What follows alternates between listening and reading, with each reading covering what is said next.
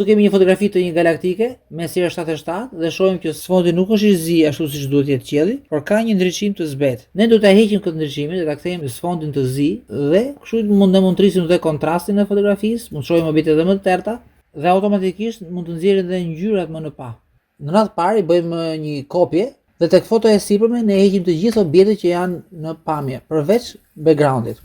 Masi kemi hequr objektet, që të kemi një shtresë sa më uniforme, një background sa më uniform, e japim blur, e turbullojmë pamjen deri aty ku nuk duken më detajet, por jo më shumë se aq, se pastaj bluri deformon nuancën e backgroundit dhe pasi marrim një sipërfaqe sa më uniforme me tonin e fotografisë origjinale, i vëm bivendosjen subtrakt, domethënë zbresim sfondin e sipërm që e përgatitëm nga sfondi i poshtëm.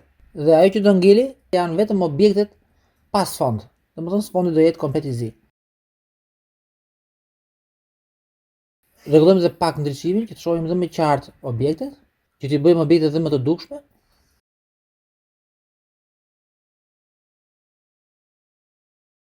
Dhe tashti objektet duken më me kontrast, me ngjyrën më origjinale, pasi ikën ajo ngjyra e jeshile në këtë rast e sfondit.